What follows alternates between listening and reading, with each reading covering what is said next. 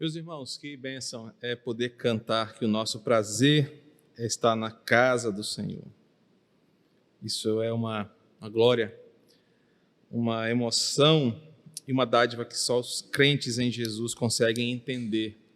O que nos faz preferir estar aqui do que estar em outro lugar, em outra companhia, em outra presença. Louvamos a Deus por cada irmão que está aqui, canta essa verdade em família. É bom ver que famílias estão retornando ao culto público ao Senhor. Você que está na sua casa também é convidado, dentro das suas questões de segurança e da sua consciência, a participar conosco dos nossos cultos presenciais, retomar as atividades da igreja na medida do possível. Vamos dar continuidade aos nossos estudos em Apocalipse. Hoje nós vamos abrir as nossas Bíblias. No capítulo 7, leremos a unidade dos versos 9 ao 17, em continuidade àquilo que aprendemos na semana passada, da visão de João enquanto ele está entendendo o que está acontecendo nos céus. Então, Apocalipse 7, versículos de 9 a 17, as crianças que estão aqui são convidadas a prestarem bastante atenção, para depois, lá no MCC, quando a tia fizer uma pergunta, olha, o que o pastor pregou de manhã? Você fala, olha, o pastor pregou sobre isso, tá? Então, concentre-se, ouça, preste bem atenção. Apocalipse 7, versos de 9 a 17. Depois destas coisas, vi, e eis que grande multidão que ninguém podia enumerar, de todas as nações, tribos, povos e línguas, em pé diante do trono e diante do Cordeiro, vestidos de vestiduras brancas, com palmas nas mãos, e clamavam em grande voz, dizendo, ao nosso Deus, que se assenta no trono e ao Cordeiro pertence a salvação. Todos os anjos estavam de pé, rodeando o trono, os anciãos e os 4 seres viventes, e ante o trono se prostraram sobre o seu rosto e adoraram a Deus, dizendo, Amém. O louvor e a glória, e a sabedoria e as ações de graças, e a honra, o poder e a força, sejam ao nosso Deus pelos séculos dos séculos. Amém. Um dos anciãos tomou a palavra, dizendo, Estes que se vestem de vestiduras brancas, quem são e de onde vieram? Respondi-lhe, meu Senhor, tu o sabes. Então ele me disse, são estes os que vêm da grande tribulação, lavaram suas vestiduras e as alvejaram no sangue do Cordeiro. Por razão porque se acham diante do trono de Deus e o servem de dia e de noite no seu santuário. E aquele que se assenta no trono estenderá sobre eles o seu tabernáculo. Jamais terão fome, nunca mais terão sede, não cairá sobre eles o sol, nem o ardor algum, pois o Cordeiro que se encontra no meio do trono os apacentará e os guiará para fontes de águas da vida, e Deus lhe enxugará dos olhos toda lágrima. Oremos mais uma vez. Espírito Santo, fala com a gente hoje pela manhã. O Senhor tem sido tão misericordioso e tem sempre falado com a tua igreja, e que nesse momento, nessa exposição, possamos ser enriquecidos pela tua palavra. O que queremos é isso, e pedimos humildemente em nome de Jesus. Amém. Meus irmãos, a visão de João contemplou, nós aprendemos isso desde a semana passada, o que estava acontecendo com os salvos em Cristo, que foram selados em suas frontes, para que nenhum mal lhes sucedesse diante do dia terrível do juízo de Deus que estava acontecendo entre os ímpios no final do capítulo 6. Na semana passada nós aprendemos que a visão ilustrou, pelo uso que João fez de um termo, 144 mil que estavam sendo salvos e selados.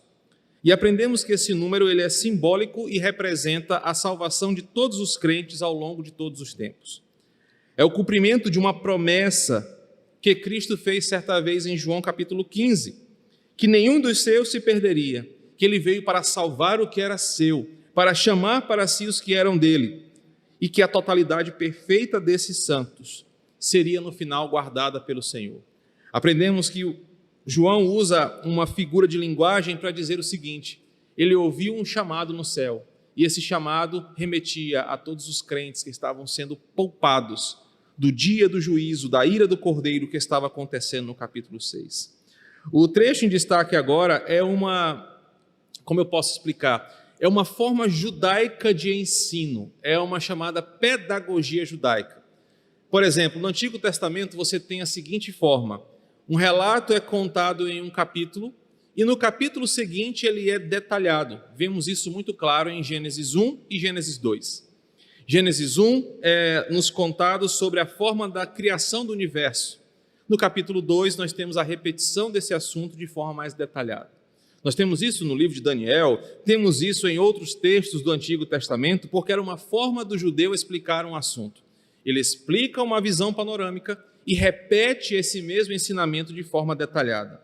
Os versículos de 9 ao 17 nos mostram que, dos versículos 1 ao 8, João apresenta a visão desses salvos num contexto ideal, amplo, e agora ele vai detalhar a mesma coisa com outras palavras, ou seja, versículos de 9 a 17 é a mesma coisa que ele viu do 1 ao 8, só que agora de forma detalhada.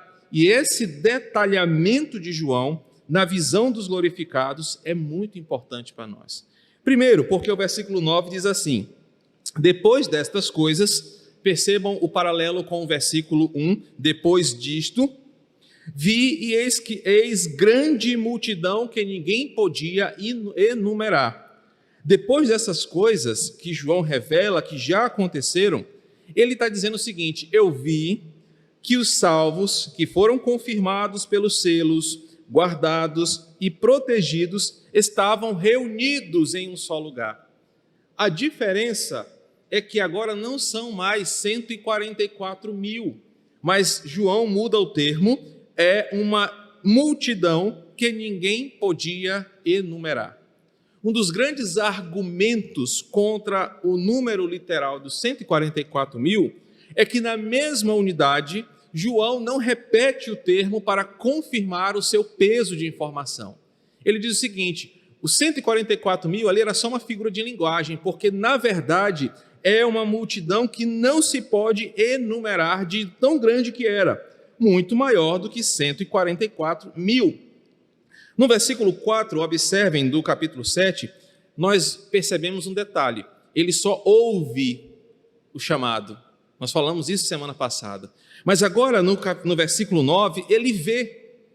E a ideia que apresenta-se aqui é que no versículo 4 ele primeiro ouviu e confirmou o chamado. Ele estava ouvindo o que estava acontecendo. Mas agora os seus olhos contemplam quem eram essas pessoas. E para confirmar que o número 144 mil é apenas simbólico, agora João prefere usar uma outra expressão: grande multidão que ninguém podia enumerar. Detalhe do versículo 9: essas pessoas são um misto de todos os povos e nações. Ele diz: são de todas as nações, tribos, povos e línguas, em pé diante do trono e diante do Cordeiro. Em outras palavras, o que João está vendo aqui é um cumprimento da imagem de uma igreja universal, no sentido mais completo do cumprimento do que Jesus falou para os seus discípulos. Jesus disse: ide por todas as nações, para reunir o meu povo de todos os lugares. Em Mateus capítulo 24, abra sua Bíblia comigo. Mateus capítulo 24.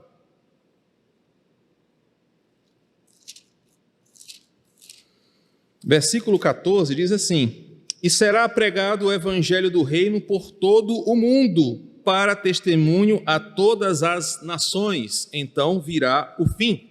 João está vendo exatamente isso, todas as nações ali agrupadas como um sinal de que o evangelho se estende para todo o mundo. João vê, em outras palavras, todos nós que aqui estamos nessa manhã, em um momento glorioso diante do trono de Deus. João viu indígenas, esquimós, africanos, europeus, asiáticos, todos reunidos pela graça e pela salvação em Cristo. O que João vê lá na frente, num tempo que não nos é explicado, é que essas pessoas de todas as nações, tribos, povos e línguas, foram poupadas do juízo vindouro e pela graça estão diante do Cordeiro. Foram salvas, foram alcançadas, são muito mais numerosas do que apenas os 144 mil, mas estão todas agora reunidas diante do trono, cada um com a sua particularidade, cada um com a sua língua, com a sua cultura, em pé diante do trono. Isso nos ensina uma coisa muito importante. No céu, nós não falaremos uma só língua. Nunca foi o desejo de Deus que o mundo todo falasse uma só língua. Erram aqueles que acham que Babel e Pentecostes é uma coisa a ver com língua. Nunca foi assim. É por isso que em Babel, Deus coloca a dispersão linguística como uma bênção. Assim como em Pentecoste, cada um ouve a proclamação do evangelho em sua própria língua. Isso significa dizer que aqui no versículo 9, Deus não tem o interesse de que todo mundo fale hebraico, fale grego, aramaico ou uma língua celestial. A Bíblia nos mostra que nós falaremos a nossa própria língua, o nosso próprio idioma, a nossa própria musicalidade, a nossa própria expressão artística para louvar ao Senhor. Deus nunca quis um povo em uniformidade. Deus quis um povo sempre em unidade. Ele respeita porque Ele deu a cultura para o seu povo manifestar a adoração a Ele em diferentes formas. E essa é a beleza da coisa. Imagine-se no céu, povos misturados entre si, de acordo com o versículo 9, tribos, povos, línguas e nações. E de repente você olha para um canto, tem os africanos louvando a Deus com as suas danças, os seus tambores. E você olha para o outro canto, tem os esquimós com a sua cultura glorificando ao Senhor. Você olha para cá, tem uma roda de samba de brasileiros cantando ao Senhor e louvando e glorificando o seu nome. Você olha uma orquestra sinfônica da Europa ministrando louvores ao Senhor. E todos com uma só linguagem. A linguagem aqui é a única que deve ser compreendida, o que eles cantam. Independente se são africanos ou indígenas, brasileiros ou argentinos, todos falarão uma só coisa: louvado seja o Senhor, ao nosso Deus que se assenta no trono e ao Cordeiro pertence a salvação. O versículo 9 nos ensina, meus irmãos, que Deus sempre desejou entre si um povo plural. Deus nunca exigiu que nós fôssemos a mesma coisa. Deus nos fez seres particulares com as nossas características pessoais. Você nunca será igual a mim, eu nunca serei igual a você. Mas nós devemos, nas nossas diferenças, olharmos para o mesmo lugar. Pecam aqueles que querem que a igreja seja uma só coisa, que todo mundo fale igual, que todo mundo pense a mesma coisa, que ninguém tenha a sua liberdade. Mais do que cultura, a linguagem da cultura é importante. Mais do que expressão artística, a linguagem dessa expressão aqui é importante. Os povos, nações, tribos e línguas, em suas características, estão nos céus, chamadas pela graça, na presença do Senhor, em pé diante do trono e do Cordeiro. Expressão que pode ser melhor entendida agora como os santos estão na presença do Senhor. Nós não estaremos mais no mundo caído. O mundo está sendo destruído no capítulo 6. Nós estaremos nos céus, sustentados pela presença do Senhor, em contraste com o cansaço e enfado do que está acontecendo no capítulo 6. Nós estaremos agora diante do Senhor, sem nenhum tipo de empecilho. Querido, imagina por um instante. Olha para o versículo 9 comigo. O texto fala que você estará em pé diante do Cordeiro, do trono de Deus, vestido de vestiduras brancas. Nós já aprendemos isso. O que significa essas vestiduras que nos serão dadas? Você estará com palmas nas mãos, eu vou já falar sobre isso. Você estará lá no céu, imagina isso. E de repente, lá estaremos nós, livres de dores, doenças, lutos, sofrimentos.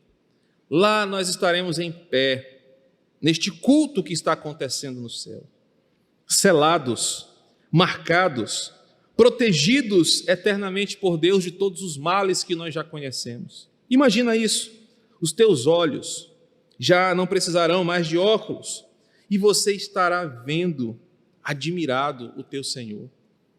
Você estará diante do trono de Deus e vendo o que João viu e maravilhado diante de Jesus. Você estará vendo com seus próprios olhos o que o teu coração sempre acreditou, mas que por vezes duvidou. Quando eu preparei esse estudo alguns dias atrás, meu Deus, nesse dia a minha incredulidade vai ser humilhada. Nesse dia cairá por terra toda dúvida do meu coração, porque os meus olhos vão ver o que essa palavra manifestou há mais de 2000 anos para nós. Nossos olhos vão ver essas coisas. E eu quero que você imagine comigo. Nada será tão belo, nada será tão glorioso. Você vai olhar para o seu corpo e aqui nessa vida castigado por rugas, doenças, marcas, sofrimentos, mas lá será tudo diferente, tudo transformado. Lá você terá um corpo glorificado e diante de Deus não haverá preocupação com boletos vencidos, se você fechou ou não o portão da sua casa, se você está doente ou não. A única coisa que você vai ver é pessoas louvando ao Senhor junto com você. Imagina o grande coral, imagina a multidão que ninguém pode enumerar, e aquela manifestação de pessoas, todo mundo cantando a mesma coisa em suas línguas, e você não sabe se ouve em russo, porque é bonita a língua russa, ou se você ouve em mandarim, ou se você canta com o seu grupo, mas você sente a presença de Deus, porque está todo mundo cantando a mesma coisa. Vai ser a melhor experiência da nossa vida. João devia estar lá, arrepiado, porque ele está vendo um culto sendo ministrado no céu pela igreja do Senhor que foi poupada do juízo final. O versículo 9 diz que os salvos estarão com vestiduras brancas que foram dadas para eles pelo próprio Senhor. O capítulo 6, versículo 11 nos ensinou isso, significando o seguinte, que o nosso pecado já não faz mais parte da nossa natureza. Sabe aquele pecado que você sai daqui e vai cometer de novo?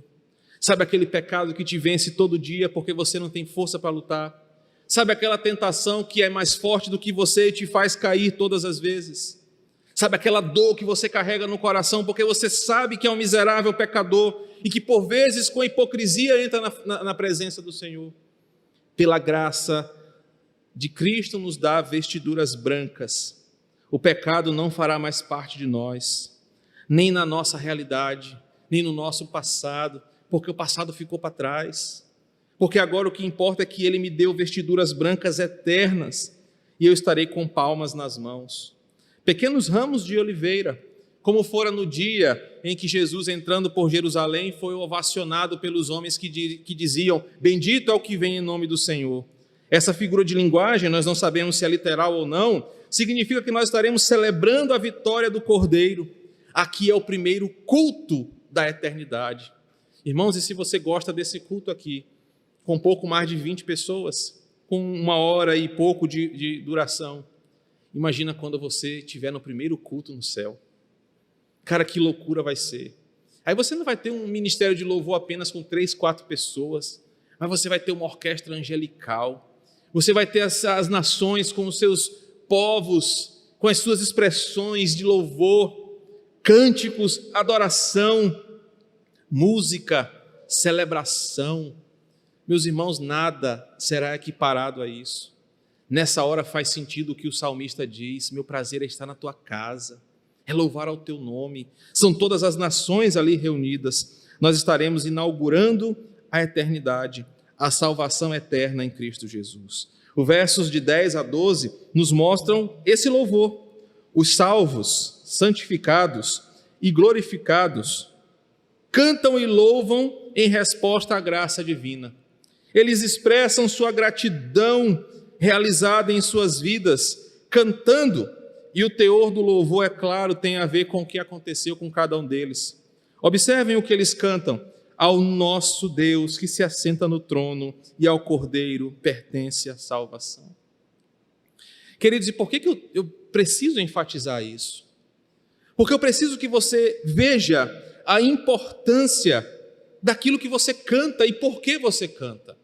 Por vezes, as igrejas ditas como tradicionais são mecânicas na adoração. Nós cantamos as mesmas músicas aqui tem mais de 30 anos.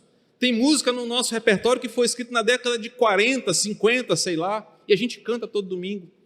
E talvez por tanto repetir, você canta de forma mecânica, seca, vazia. Mas o que esses santos cantam no céu reflete o que eles sentem graciosamente na sua vida.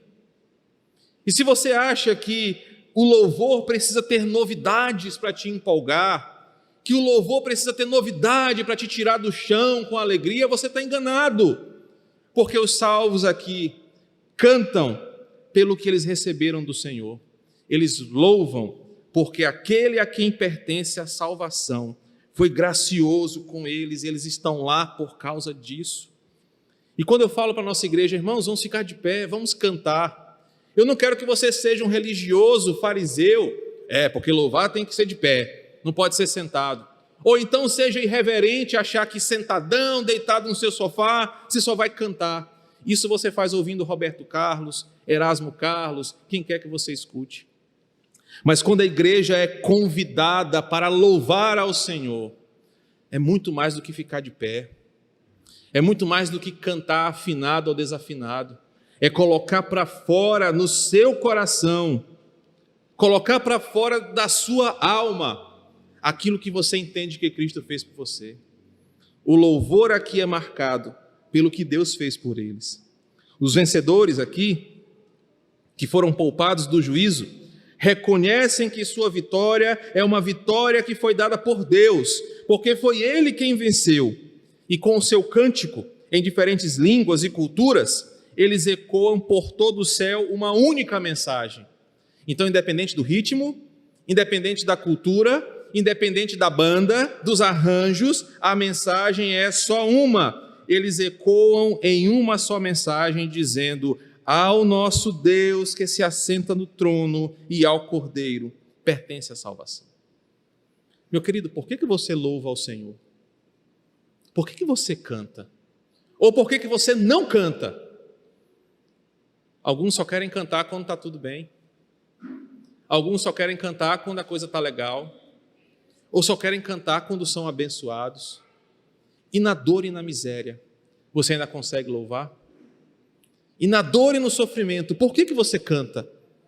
O nosso louvor deve ser: a salvação de Deus chegou na minha vida. Nada é mais importante que isso.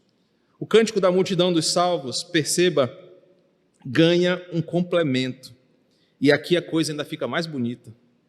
Porque agora os anjos se levantam, quer dizer, eles estão de pé já rodeando o trono, eles se juntam com esse grande coral.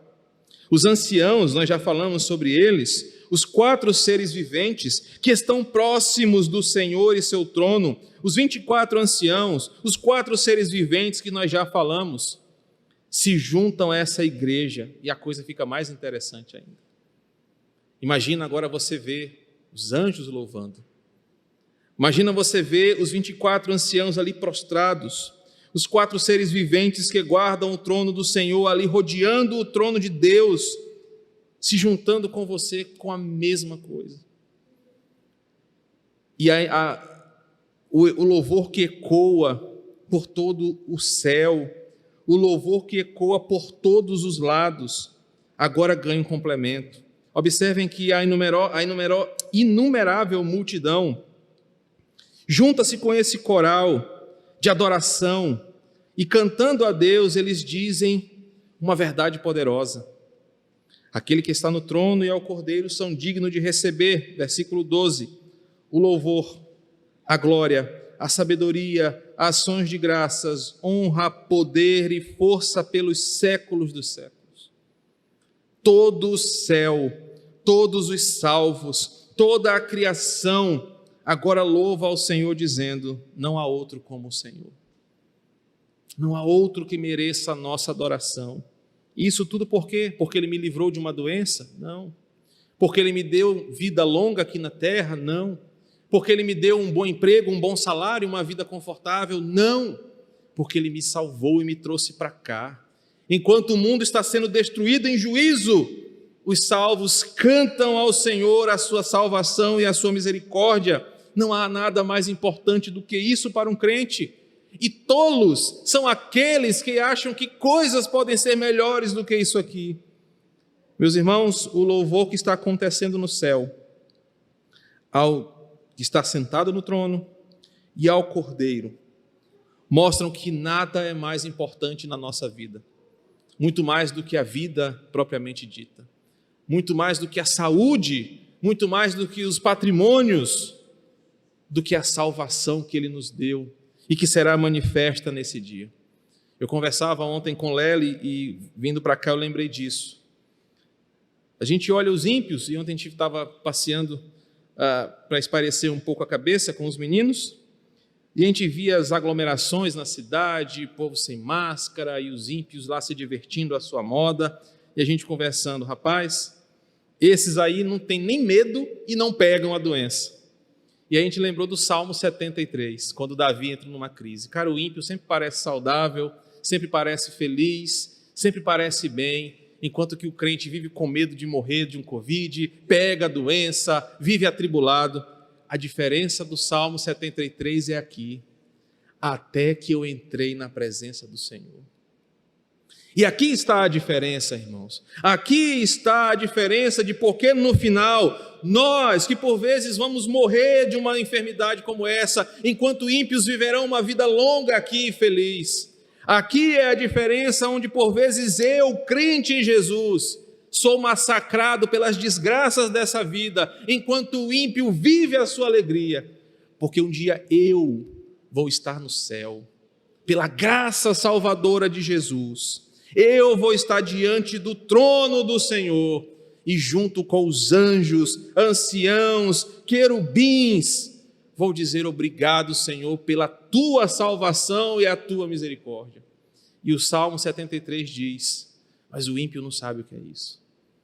Então, os versículos 10, 11 e 12 nos mostram um culto que começa com um amém no louvor e termina com um amém, assim seja, confirmando tudo isso, nos levando a perceber um culto que está sendo prestado no céu, onde só salvos, redimidos, alcançados pela graça, entenderão o porquê vale a pena louvar ao Senhor, o porquê vale a pena ser guardado pelo Senhor e manter-se fiel à sua palavra, mesmo assolado aqui, felizes na eternidade com o Senhor.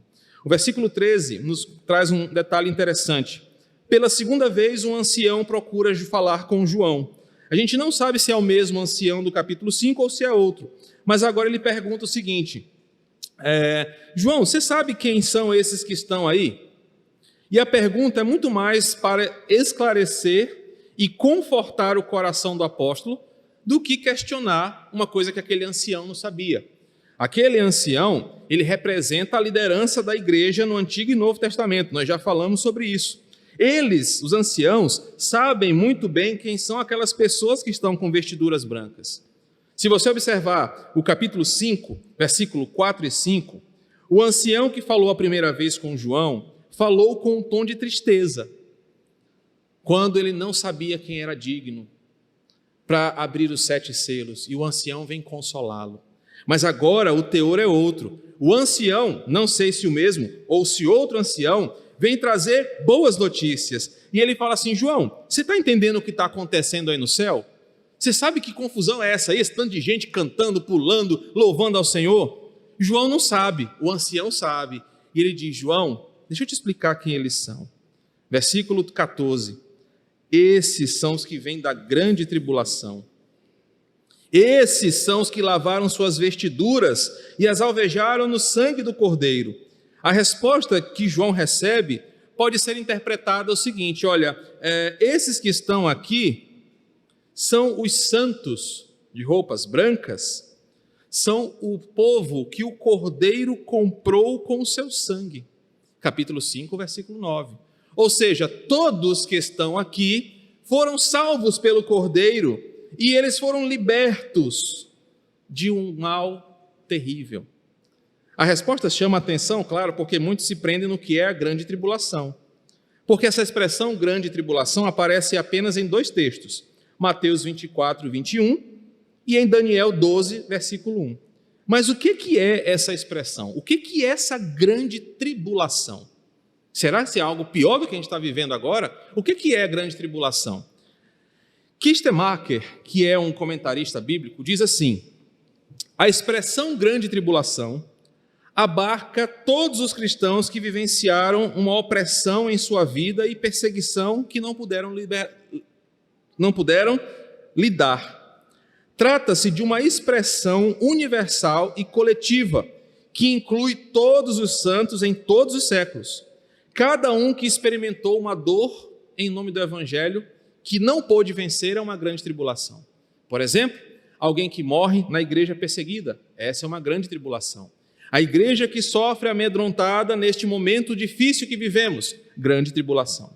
Só que outra forma de compreender é aquilo que Daniel fala sobre um futuro tenebroso, que não será igual a nada vivido antes, como Jesus falou no capítulo 24 de Mateus. Embora alguns judeus achem que Daniel e Jesus falassem do que aconteceu no ano 70, a destruição de Jerusalém, alguns outros acham que acontecerá um período da história onde dores, sofrimentos que ainda estão por vir, como uma nova onda de sofrimento, será o caos final para o mundo. Ou seja, alguns acreditam que a grande tribulação é a nossa vida aqui, nas dores dessa vida.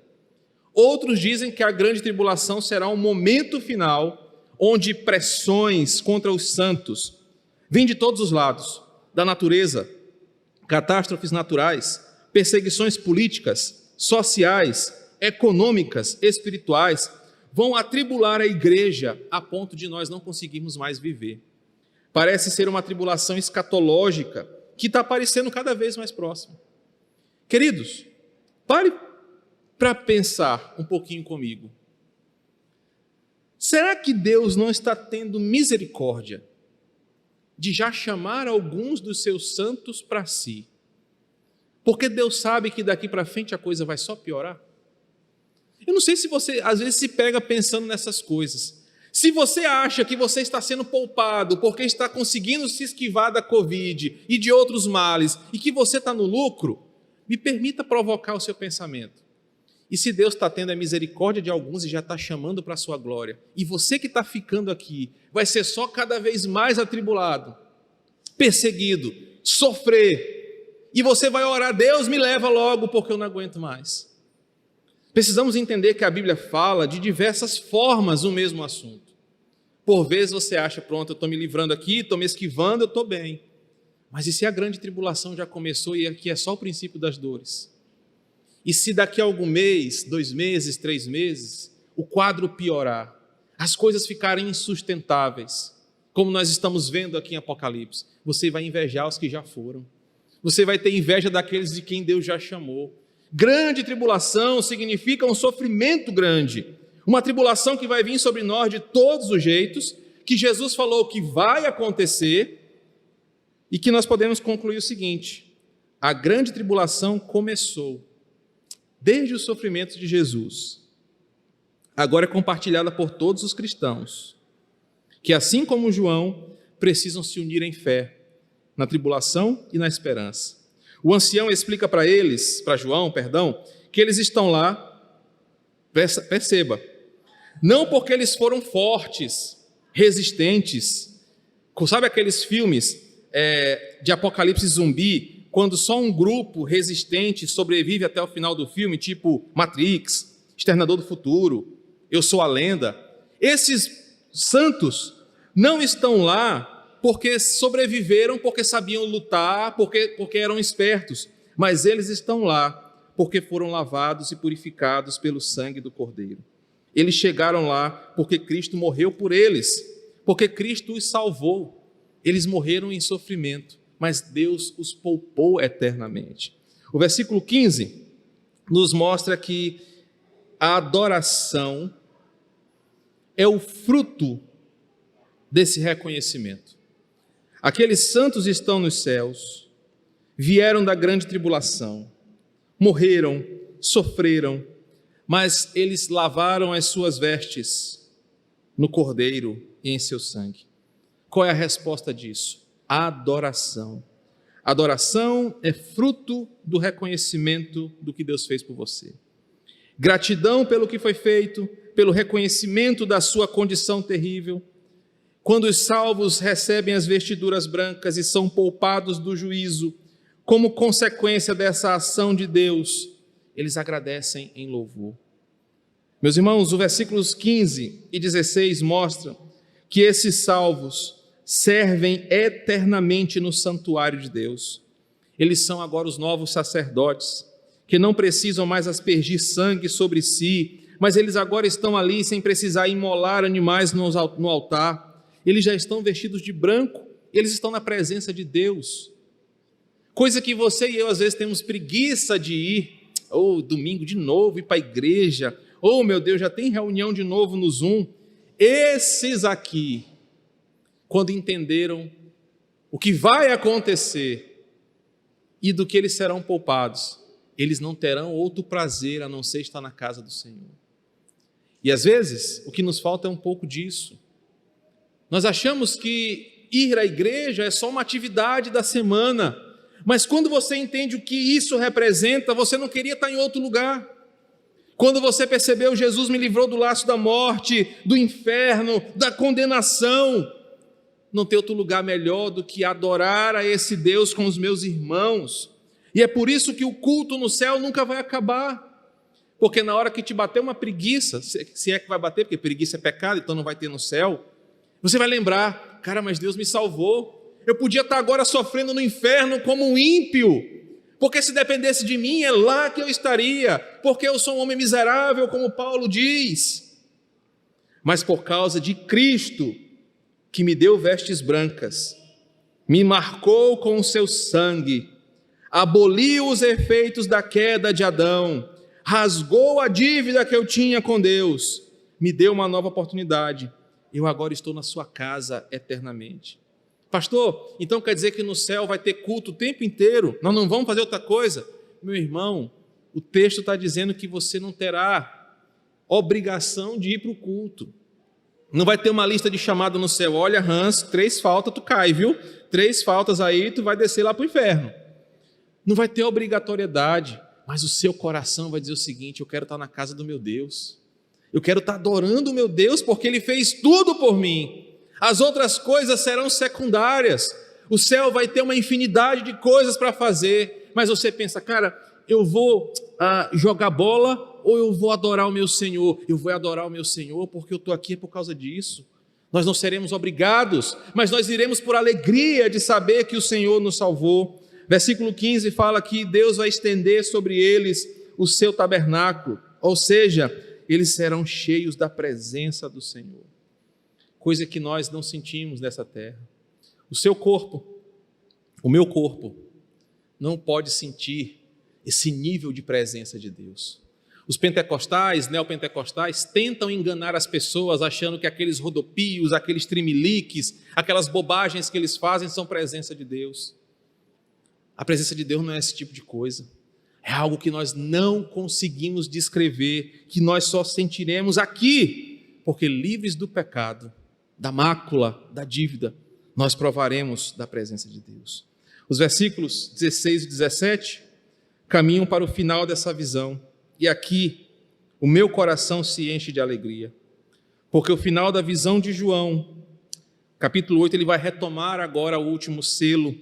Esse intervalo que ele dá no capítulo 7 é só para a gente entender que enquanto o flagelo está acontecendo, a igreja está sendo poupada. Observe o aspecto glorioso, eterno dos que são salvos. Meus irmãos, não teremos mais necessidades físicas que nos acompanham por toda essa vida. O texto diz, jamais terão fome, mas isso não significa que nós não vamos comer. Nós comeremos no céu pelo prazer da comida, pelo prazer da companhia dos nossos irmãos, mas não porque teremos fome. Nós beberemos pela alegria da conversa na mesa, pela harmonização da comida com a bebida no céu. Nós beberemos pela alegria das amizades santas que estarão lá, mas nós não teremos sede. Nós comeremos e beberemos não porque precisamos, mas porque é uma dádiva de Deus. Nós não nos cansaremos, nem teremos necessidade de descansar porque estamos cansados, o versículo 16 diz. Mas nós dormiremos no céu pelo prazer daquele cochilo após um almoço saboroso de uma comida que nós nunca provamos igual. Nós dormiremos por saber que Deus é quem nos protege, então deitaremos, como lemos no Salmo 3, e logo pegaremos no sono, com portas abertas, janelas abertas, sem precisar de ar-condicionado, porque nós estamos no céu, com o Senhor nos protegendo. A nossa existência será totalmente diferente do que conhecemos aqui. E tudo isso, o versículo 17 diz, que é porque nós teremos o Supremo Pastor conosco, que está no meio do trono, apacentando e cuidando de cada um dos seus. João vê diante dos seus olhos o cumprimento de Isaías 25, versículo 8, de Isaías 49, versículo 10, quando diz que o pastor cuidará para sempre dos que são seus. Versículo 16 e 17 fala que no céu os santos farão coisas gloriosas, livres de toda limitação. Que consolo isso nos traz, que esperança isso nos dá, que alegria e que glória isso deveria ser para nós, irmãos. Porque aqui hoje, tudo que nós fazemos é amargoso, tem peso de dor, tem sofrimento. O sexo que um marido pratica com a sua esposa ainda é amargoso porque a plenitude não pode ser desfrutada num mundo caído. A comida que você gosta e que você prova, a bebida que você gosta e saboreia, vem com amargo sabor do pecado da natureza caída. Nós não sabemos o que é felicidade, nós não sabemos o que é plenitude, porque essas coisas são breves e limitadas aqui. Mas o capítulo 7 nos diz que lá nos céus, essas coisas vão mudar, e só vai desfrutar disso quem é salvo em Jesus. Por isso que o ímpio perde, por isso que o ímpio é um tolo, por isso que o ímpio é um coitado, quando não crê nessa visão, nessa verdade. O capítulo 7 nos ensinou que a salvação vai alcançar todos os eleitos de Deus espalhados por todo o mundo. Todos os que foram chamados por Cristo serão guardados e conduzidos até esse momento glorioso. Ninguém vai ficar de fora, mas também ninguém vai entrar se não for salvo. No céu, nós teremos uma das mais poderosas experiências de adoração ao Senhor. Nada vai se comparar a este culto que serviremos ao nosso Deus eternamente. Aprendemos também que a tribulação faz parte da história de Deus, para aproximar os seus filhos de si. Observe no versículo 14 que eles vêm da grande tribulação, ou seja, nesse mundo você vai passar por aflições, Jesus disse, mas tem de bom ânimo, eu venci o mundo. A tribulação é uma forma que Deus usa para chamar os seus santos para si, para confiar em Cristo e em seu sacrifício. E por fim, no céu, e só no céu, nós teremos uma experiência fantástica, perfeita, uma existência gloriosa, prazerosa, indescritível. Aqui, e somente aqui no capítulo 7, nós seremos plenos, satisfeitos para sempre. Que você deseje esse momento, irmão. Que para você nada mais seja mais importante do que estar aqui. Se você mantiver os seus olhos aqui, Senhor, eu quero participar desse momento. E eu digo para você que quando eu preparei esse estudo, vendo o que estava acontecendo com a minha família, vendo o que está acontecendo com a igreja, com o mundo, com colegas e queridos que perdi essa semana, e de tudo que está acontecendo, eu falei, Senhor, eu quero participar desse momento. Eu quero, até brinco com Lélia, eu quero um dia lá no céu olhar para ela e falar, está vendo? Mesmo quando eu não acreditava, mesmo quando eu duvidava, nós estamos aqui. Nada deve ser mais importante, você não deve desejar outra coisa, a não ser, Senhor, eu quero participar deste culto, eu quero estar aqui, porque aqui eu estarei desfrutando para sempre da vida contigo. Nada será melhor. Se os teus olhos estão como uma visão de galinha, que só olha para baixo, boleto, casa, carro, isso e aquilo outro, você está vendo pequeno demais. A sua visão deveria ser como a águia, ou como ontem eu aprendi, um albatroz dos Andes, que enxerga não sei quantos quilômetros de distância. Você deveria estar olhando sempre para esse momento. Eu quero estar no céu. Os nossos queridos irmãos, como faço menção do Rubinho Mucama, uma hora dessa está lá, vestido de branco, cantando ao Senhor e vendo a expressão de louvor da igreja. Nada é melhor do que isso. Não perca essa visão. Não perca esse horizonte. Você foi chamado por Deus para isso aqui. Persevere, creia, viva isso como a meta mais importante da sua vida. Que o Senhor nos abençoe, nos guarde, que a graça do Senhor esteja estendida por todos nós e que hoje à noite nós possamos cultuar o seu santo nome em alegria de coração.